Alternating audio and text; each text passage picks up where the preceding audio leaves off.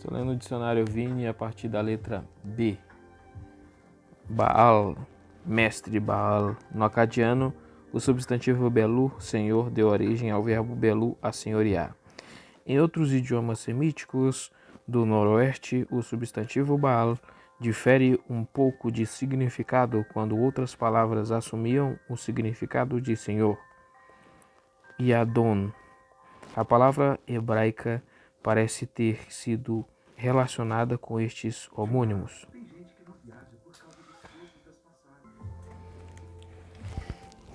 A palavra Baal ocorre 84 vezes no Antigo Testamento hebraico, 15 vezes com o significado de marido e 50 vezes como referência a uma deidade.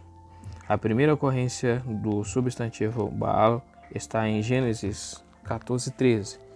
Então veio um que escapara e o contou a Abraão, o hebreu. Ele habitava junto dos carvalhais de Manré. O amorreu, irmão de Escol e irmão de Aner. Eles eram confederados de literalmente Baals, de um concerto com Abraão. O significado primário de Baal é possuidor. O uso que Isaías faz da palavra Baal, em paralelo com Caná, esclarece este significado básico de Baal. O boi conhece o seu possuidor, Caná, e o jumento a manjedoura do seu dono, Baal. Mas Israel não tem conhecimento, o meu povo não entende. Isaías 1:3. O homem pode ser o dono, Baal, de um animal, Êxodos 22:10. De uma casa, Êxodos 22:7, de uma cova ou cisterna, de Êxodos 21:34, ou até de uma mulher, Êxodos 21:3. Um significado secundário, marido, é indicado claramente pela frase Baal Haishá, literalmente dono da mulher. Por exemplo, se alguns homens pelejarem e ferirem uma mulher grávida, e forem causa de que aborte, porém se não houver morte, certamente aquele que feriu será multado conforme o que lhe impuser o marido da mulher, Baal Haishá, e pagará diante dos juízes, Êxodos 21:24. O significado de Baal está relacionado de perto com homem, como é visto no uso destas duas palavras no versículo. Ouvindo, pois, a mulher de Urias, que Urias, seu marido era morto, lamentou a seu senhor, entre parênteses, Baal. 2 Samuel 11:26. A palavra Baal, com outro substantivo, pode significar uma característica ou qualidade peculiar. E disseram uns aos outros: eis lá vem o sonhador, Mor. Literalmente, o mestre dos sonhos, Gênesis 37:19. Em terceiro lugar, a palavra Baal pode denotar qualquer deidade que não seja o Deus de Israel. Baal era nome comum dado ao Deus da fertilidade em Canaã. Na cidade cananeia de Ugarit, Baal era reconhecido sobretudo como o Deus da fertilidade. O Antigo Testamento registra que Baal era o Deus dos cananeus. Os israelitas cultuaram Baal durante o tempo dos juízes, Juízes 6, 25-32, e do rei Acabe. Elias manteve-se como oponente dos sacerdotes de Baal no Monte Carmelo, 1 Reis 18:21. Muitas cidades fizeram de Baal um deus local e honravam com atos especiais de adoração. Baal Peor. Números 25:5. Baal Berite em Siquém, Juízes 8:33. Baal Zebub em Ecrom, 2 Reis 1:2-16. Baal Zephon, Números 33:7. E Baal Hermon, Juízes 3:3. Entre os profetas Jeremias e Oséias, menciona Baal com muita frequência. Oséias retratou que Israel se voltava aos Baalins e só se voltava ao Senhor depois de um tempo de desespero. Oséias 2:13. Ele diz que o nome Baal já não será usado, nem mesmo com o significado de Senhor ou Mestre, pois a associação foi contaminada pelas práticas idolátricas. Então, no caso, a referência aqui é Oséias 2, 13 ao 17. Então, ele diz, entre os profetas Jeremias e Oséias mencionam Baal com muita frequência. Oséias retratou que Israel se voltara aos Baalins. Então, quem falou isso foi Oséias. E só se voltava ao Senhor depois de um tempo de desespero. Ele diz que o nome Baal já não era usado nem mesmo com o significado de Senhor ou Mestre, pois a associação foi contaminada pelas práticas idólatras. E acontecerá naquele dia, diz o Senhor, que me chamarás meu marido e não me chamarás mais meu Baal. E da sua boca tirarei os nomes de Baalins e os seus nomes não virão mais em memória. Oséias 2,16.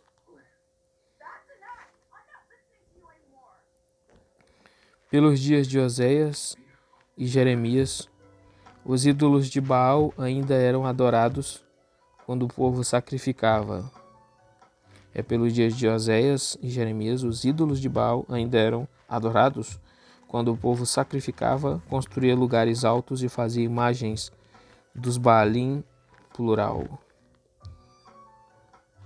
Na Septuaginta, a palavra Baal não era traduzida uniformemente.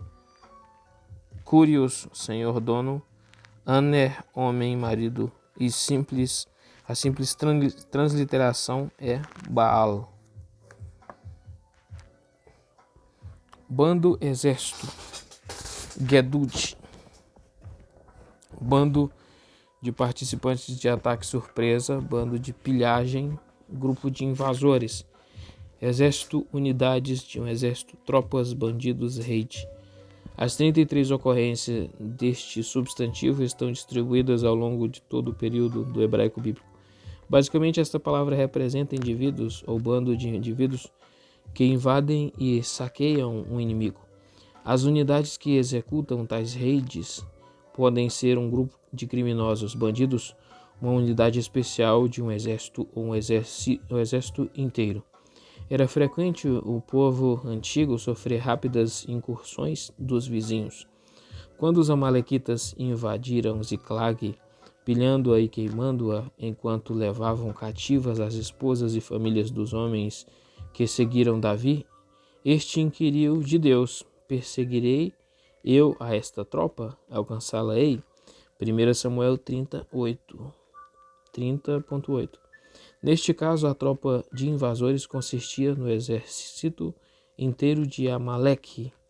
Este significado de Gedud ocorre pela primeira vez em Gênesis 49:19.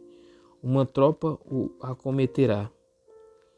Aqui a palavra é substantivo coletivo que se refere a toda tropa de invasores que virá.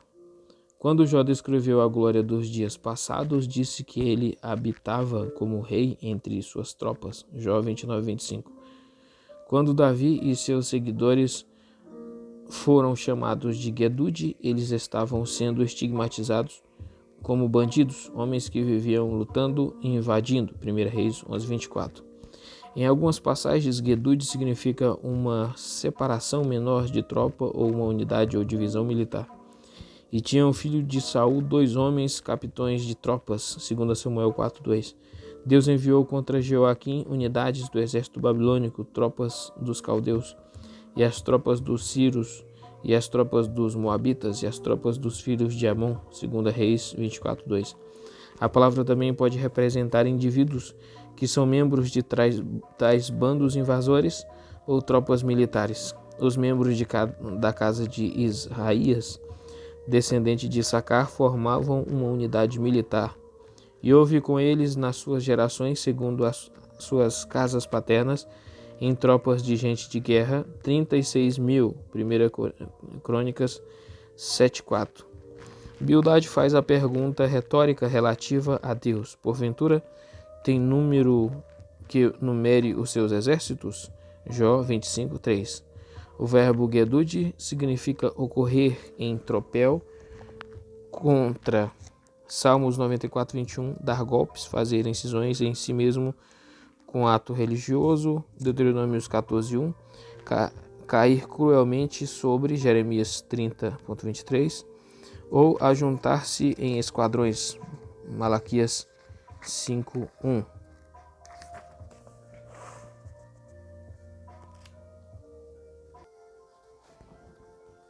Beber é chatar, beber.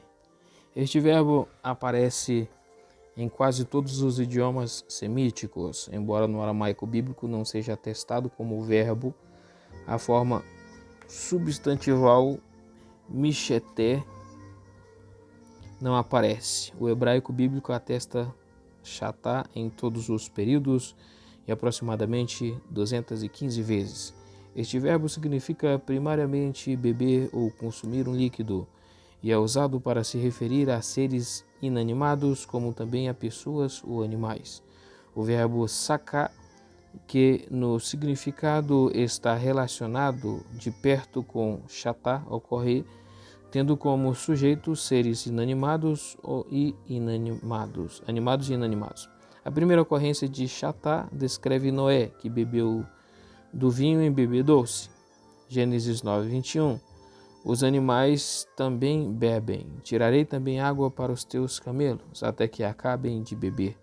Gênesis 24:19. Deus diz que ele não beberá sangue dos bodes. Salmos 50:13. Beber o cálice é uma metáfora para beber tudo o que o cálice contém. Isaías 51:17. Não só líquidos podem ser bebidos, visto que chatá é usado figurativamente para aludir a beber iniquidade. Quanto mais abominável e corrupto é o homem que bebe a iniquidade como água. Jó 15:16. Só raramente esse verbo é usado para aludir a seres inanimados, como em Deuteronômio 11:11. Mas a terra que passais a possuir é terra de montes e de vales, da chuva dos céus beberá as águas. O termo chatá também pode ser usado em referência ao ato inicial de tomar um líquido. Não é este o copo que bebe o meu Senhor? Gênesis 44:5. Beber de um copo não envolve necessariamente consumir o que é bebido. Portanto, esta passagem usa chatá para se referir a beber em e não ao processo inteiro de consumir um líquido. Esta palavra pode ser usada para se referir a uma atividade comunal, e saíram à casa de seu Deus, e comeram e beberam, e amaldiçoaram a Abimeleque. Juízes 9:27. A expressão come e bebe pode significar comer uma refeição. Então comeram e beberam ele e os varões que com ele estavam, e passaram a noite. Gênesis 24:54. Este verbo significa, às vezes, banquetear, o que incluía muitas atividades, além de comer e beber, ou participar de um banquete. Eis que estão comendo e bebendo perante ele e dizem: Viva o rei Adonias. 1 Reis 1:25. Em um caso, a palavra chatá sozinha significa participar de um banquete. Vindo, pois, o rei e Amã ao banquete que Esté tinha preparado, Esté 5:5. A expressão comer e beber pode significar uma refeição religiosa, ou seja, uma comida de comunhão com Deus. Os 70 anciãos no Monte Sinai viram a Deus e comeram e beberam. Êxodos 24:11. Por este ato eles foram sacramentalmente unidos com Deus. 1 Coríntios 10:19. Em contraste com esta comunhão com o verdadeiro Deus, o povo ao pé da montanha comungava com o falso Deus. O povo assentou-se a comer e a beber, depois levantaram-se a folgar. Êxodos 32:6. Quando Moisés ficou na presença de Deus, ele não comeu nada durante 40 dias e 40 noites inteiras. Êxodos 34:28. Sua comunhão era face a face em vez de ser pela comida comum. Foi ordenado aos sacerdotes que, quando estivessem servindo perante Deus, eles praticassem um jejum parcial.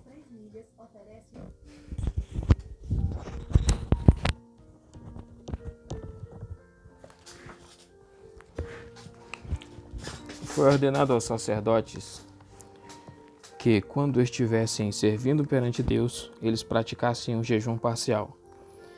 Não deviam beber vinho ou bebida forte. Levíticos 10, 9. Eles e todo Israel não deviam comer nada imundo. Estas condições eram mais rígidas para os nazireus que viviam constantemente na presença de Deus.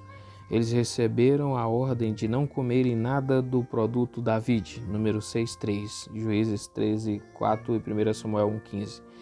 Assim Deus deu entrada aos processos comuns e necessários do viver humano. Em tudo o que o homem faz, ele é obrigado a reconhecer o controle de Deus sobre a existência do homem.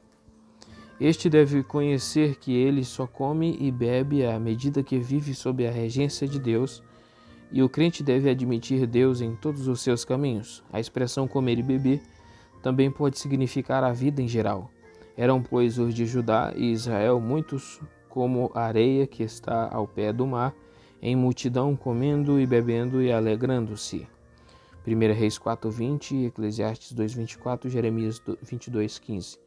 Em estreita conjunção com o verbo embebedar-se, intoxicar-se. Chatar significa beber livremente ou beber até ficar bêbado. Quando José foi anfitrião dos seus irmãos, eles beberam e se regalaram com ele. Belial.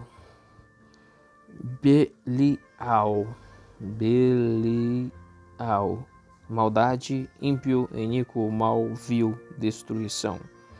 As 27 ocorrências deste substantivo estão espalhadas ao longo dos períodos do hebraico bíblico. O significado básico desta palavra aparece em passagens como Juízes 20:13, onde os filhos de Belial cometem maldade. Eles estupraram e assassinaram a concubina de um homem. Dai-nos, pois, agora aqueles homens, filhos de Belial, que estão em Gibeá, para que os matemos e tiremos de Israel o mal. Porém os filhos de Belial não quiseram ouvir a voz de seus irmãos, os filhos de Israel. Em sua primeira ocorrência, a palavra representa homens que levam outros à idolatria. Uns homens, filhos de Belial, saíram do meio de ti e incitaram os moradores de sua cidade, dizendo: Vamos e servamos a outros deuses que não conheceste. Deuteronômios 13:13. Em Deuteronômios 15:9, a palavra modifica o termo hebraico dabar, palavra ou assunto. Israel é advertido a evitar palavras más, pensamentos vis em seu coração. Em Jó 34:18, Belial é sinônimo de Razã, o rebelde ímpio. Em Naum 1:11, o conselheiro iníquo conspira mal contra Deus.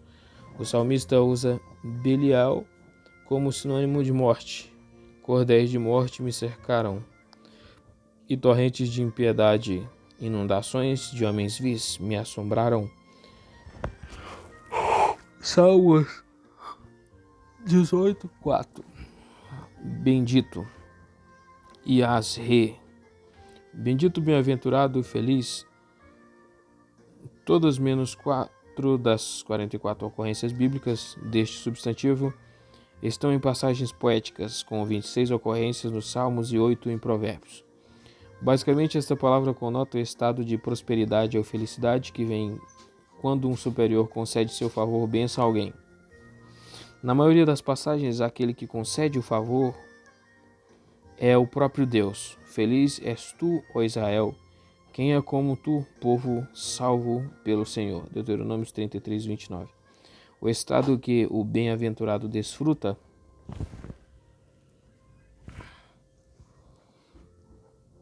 nem sempre parece ser feliz. Eis que bem-aventurado, feliz é o homem a quem Deus castiga. Não desprezes, pois, o castigo do Todo-Poderoso, porque ele faz a chaga e ele mesmo a liga, e ele fere e as suas mãos curam.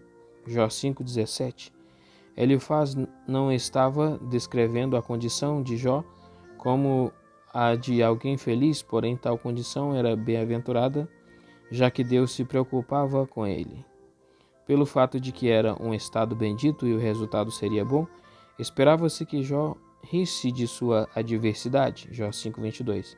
Nem sempre é Deus que faz a pessoa bendita, Pelo menos a rainha de Sabá disse lisonjeiramente a Salomão que este era o caso. 1 Reis 10:8.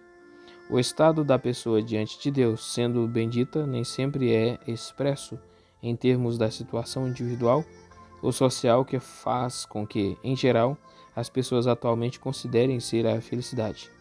Assim, embora seja adequado traduzir Ashrei por bendito,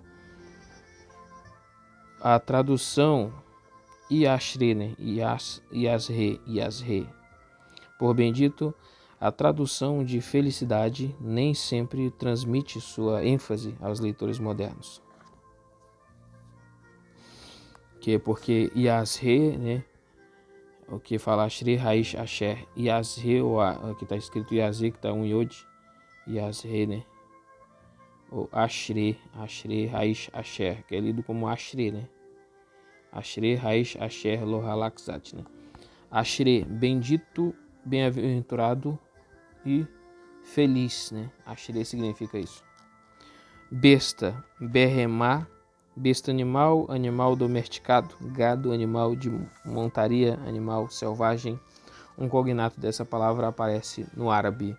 O hebraico bíblico usa Berremá cerca de 185 vezes e em todos os períodos da história. Em Êxodos 9:25, esta palavra abarca claramente até os animais maiores, todos os animais do Egito. E a Saraiva feriu em toda a terra do Egito tudo quanto havia no campo, desde os homens até os animais. Este significado está especialmente claro em Gênesis 6:7. Destruirei de sobre a face da terra o homem que criei, desde o homem até ao animal, até ao réptil e até a ave dos céus. Em 1 Reis 4:33. Esta palavra parece excluir pássaros, peixes e répteis. Também falou dos animais e das aves e dos répteis e dos peixes. A palavra berremá é usada para se referir a todas as bestas ou animais domesticados. E disse Deus: produz a terra alma vivente conforme a sua espécie, gado, répteis e bestas feras da terra conforme a sua espécie. Gênesis 1:24, primeira ocorrência. O Salmo 8:7 usa berremá em paralelismo sinônimo com bois e ovelhas, como se incluísse ambos. Todas as ovelhas e bois, assim como os animais de campo, contudo a palavra só pode ser usada para se referir a gado. O seu gado e as suas possessões e todos os seus animais não serão nossos? Gênesis 34:23. Em uso raro da palavra significa animal de montaria, como cavalo ou mula. E de noite me levantarei, eu e poucos homens comigo, e não declarei a ninguém o que o meu Deus me pôs no coração para fazer em Jerusalém. E não havia comigo animal algum, senão aquele que estava montado. Neemias 2:12. Raramente a palavra Beemá representa toda besta selvagem, quadrúpede não domesticada, e o teu caráter será por comida, e todas as aves dos céus e os animais bestas da terra, e ninguém os espantará. Deuteronômio 28:26. A outra palavra é berremá. Besta, animal domesticado, gado, animal de montaria, animal selvagem. Um cognato dessa palavra aparece no árabe. O hebraico bíblico usa berremá cerca de 185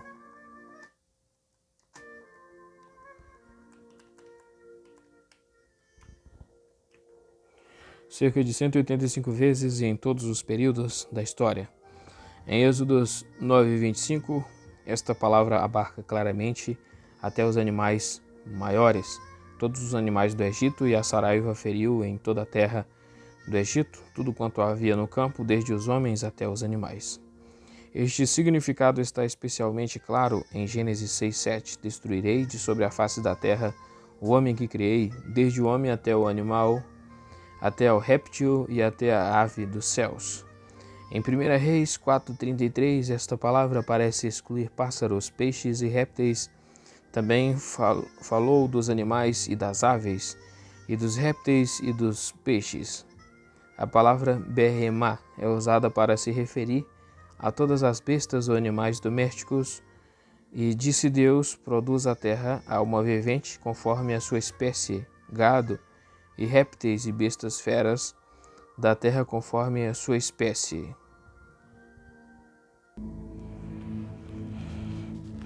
Em Êxodos 9:25, esta palavra abarca claramente até os animais maiores.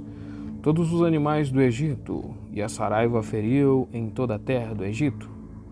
Tudo quanto havia no campo, desde os homens até os animais. Este significado está especialmente claro em Gênesis 6:7. Destruirei de sobre a face da terra o homem que criei, desde o homem até o animal, até ao réptil e até a ave dos céus. Em 1 Reis 4:33, essa palavra parece excluir pássaros, peixes e répteis. Também falou dos animais e das aves, e dos répteis e dos peixes. A palavra behemá é usada para se referir a todas as bestas ou animais domesticados. E disse Deus: produza a terra alma vivente conforme a sua espécie, gado e répteis, e bestas feras da terra conforme a sua espécie. Gênesis 1:24. Primeira ocorrência. O Salmo 8:7 usa behemá em paralelismo sinônimo com bois e ovelhas, como se incluísse ambos, todas as ovelhas e bois, assim como os animais do campo. Contudo, a palavra só pode ser usada para se referir a gado e seu gado e suas possessões, e todos os seus animais não serão nossos. Gênesis 34:23. Em uso raro da palavra, significa animal de montaria, como cavalo ou mula. E de noite me levantei e em poucos homens comigo, e não declarei a ninguém o que o meu Deus me pôs no coração, para fazer em Jerusalém. E não havia comigo animal algum, senão aquele em que estava montado. Neemias 2:12. Raramente a palavra behemá representa toda besta selvagem, quadrúpede, não domesticada, e o teu cadáver será por comida a todas as aves dos céus e aos animais, bestas da terra, e ninguém os espantará. Deuteronômios 28:26. Boca. Boca é fé. P-H-E-H. Fé. Boca, extremidade, abertura, entrada, colarinho, expressão vocal, ordem, comando, evidência. Esta palavra tem cognatos no ugarítico, acadiano, árabe, aramaico e amonita. Aparece por volta de 500 vezes em todos os períodos do hebraico bíblico.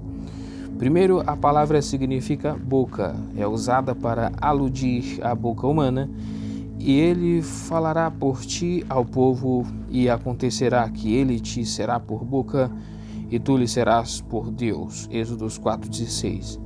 Em passagens como Número 22:28, esta palavra descreve a boca de um animal. Então o Senhor abriu a boca da jumenta, a qual disse a Balaão. Quando usado para indicar a boca de um pássaro, refere-se a seu bico. E a pomba voltou a ele sobre a tarde, e eis arrancada uma folha de oliveira no seu bico. Gênesis 8:11. Esta palavra é usada figurativamente para aludir à boca da terra, referindo-se ao fato de que o líquido entrou na terra, a terra a bebeu, e agora maldito és tu desde a terra, que abriu a sua boca para receber da tua mão o sangue do teu irmão. Gênesis 4:11. Primeira ocorrência bíblica. Uso semelhante aparece em Salmos 141:7. Nossos ossos espalhados à boca da sepultura. Neste caso, imagina-se que o Sheol seja talvez uma cova, e é então personificada com sua boca a consumir os homens assim que eles morrem. Segundo, esta palavra é empregada em sentido impessoal e não personificado de abertura. E olhou, e eis um poço no campo, e eis 3 rebanhos de ovelhas que estavam deitados junto a ele, porque daquele poço davam de beber aos rebanhos. E havia uma grande pedra sobre a boca do poço. Gênesis 29, 2.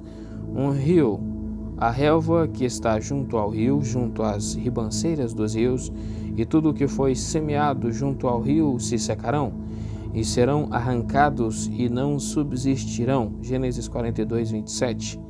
Usa fé para se referir a um orifício ou a área dentro das extremidades de um saco aberto. Benjamim viu o seu dinheiro porque eis que estava na boca do seu saco. Uso semelhante aparece em Josué 10:18, onde a palavra é usada para se referir a uma entrada ou abertura de caverna. O termo fé quer dizer não só uma abertura que está fechada em todos os lados, mas também uma porta da cidade, uma abertura aberta em cima da banda das portas da cidade. A entrada da cidade é a entrada das portas, e a entrada das portas está clamando. Provérbios 8:3. Êxodos 28:32. Usa essa palavra para significar uma abertura numa túnica ao redor da qual uma gola seria tecida, e o colar da cabeça estará no meio dele. Este colar terá uma borda de obra tecida ao redor, como colar de cota de malha será nele, para que se não rompa. Jó 30:18. Empregar a palavra para se referir à própria gola. Pela grande força do meu mal se demudou a minha veste, que como a gola da minha túnica se cinge. Salmo 133:2. Em várias passagens, fé retrata o fio de espada, também no sentido da parte que corta ou morde. Mataram também a fio de espada a Amor e a seu filho Siquém. Gênesis 34:26. Vários idiotismos notáveis empregam fé. Em Josué 9:2, da boca comum significa de comum acordo. E se ajuntaram eles de comum acordo para pelejar contra Josué e contra Israel. Em Números 12:8, Deus descreveu sua singular comunicação com Moisés, usando a expressão boca a boca ou pessoa a pessoa. Construção semelhante aparece em Jeremias 32:4 e Jeremias 34:3, que tem a mesma força. Zedequias, rei de Judá, não escapará das mãos dos caldeus, mas certamente será entregue nas mãos do rei da Babilônia, e com ele falará boca a boca, e os seus olhos verão os dele. A expressão de boca a boca significa de uma extremidade à outra.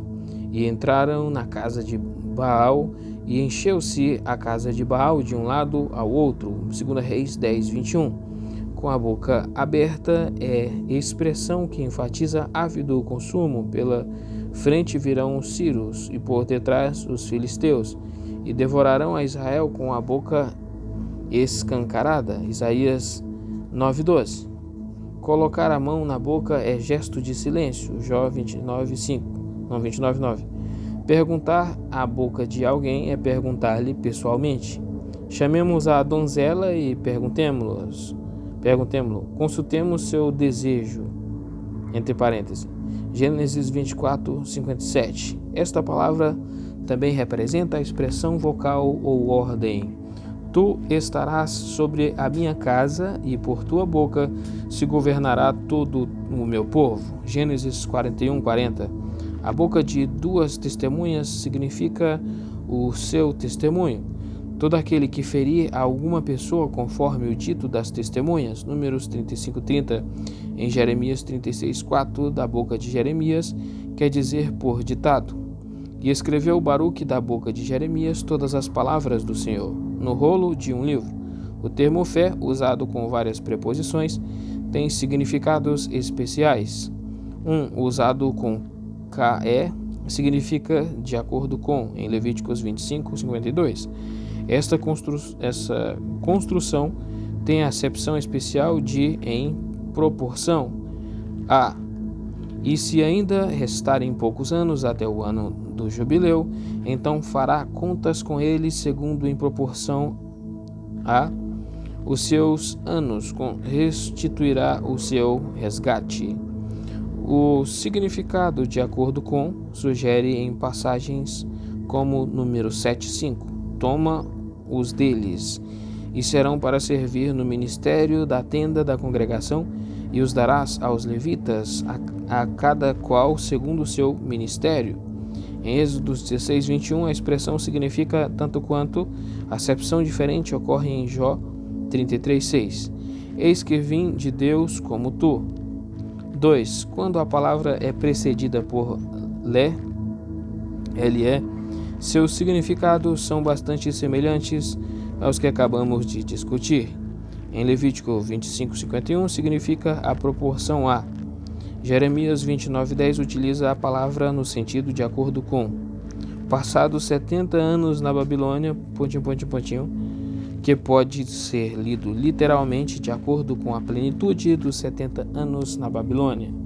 3. Com ao, a palavra também significa de acordo com ou em proporção a. Levíticos 27:18.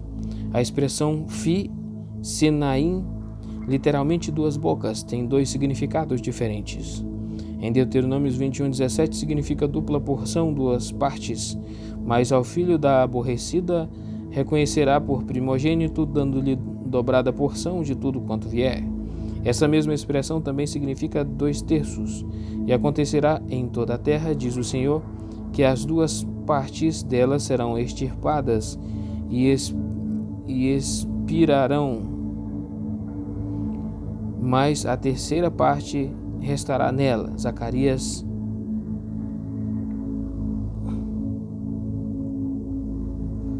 13:8. Boi. Boi é far. Boi. Os cognatos desta palavra aparecem no ugarítico, aramaico, siríaco e árabe. A palavra far aparece aproximadamente 132 vezes na Bíblia e em todos os períodos, embora a maioria de suas ocorrências esteja em contextos prosaicos que lidam com sacrifícios a Deus. O termo far significa novilho,